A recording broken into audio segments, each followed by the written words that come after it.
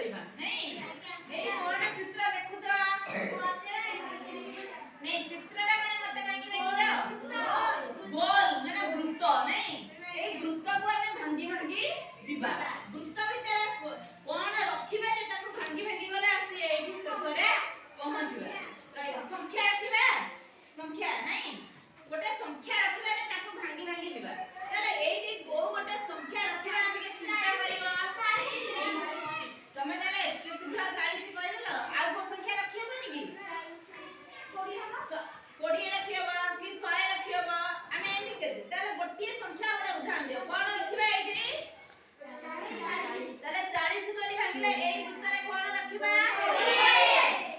ରହିଲା ଜଣେ ଜଣେ କହିବ 20 ରଖିବା ଏଇଠୁ 20 ରୁ ଏଠୁ ଭାଙ୍ଗିବା ଏଠି ଭାଙ୍ଗିଲେ ଏଇ ଦିଟାକୁ ଆସିବ ନାଇଁ ଏଠି କଣ ରଖିବା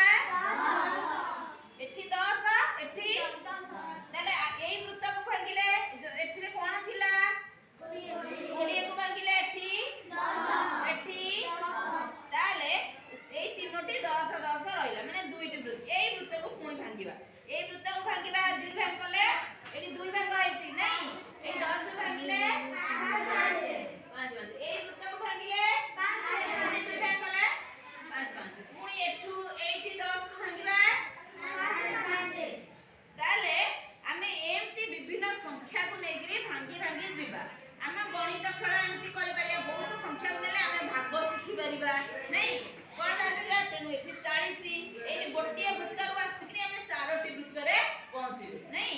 40 20 20 କୁ ଭାଙ୍ଗିଲେ 10 10 ଏ 20 ଏମିତି ଆମେ ବିଭିନ୍ନ ସଂଖ୍ୟାକୁ ଭାଙ୍ଗି ଭାଗ କରିବା ଶିଖିଯିବା ଭାଗ କ୍ରିୟା ଆମେ କେତେ ମଜାରେ ଶିଖିଗଲେ ନା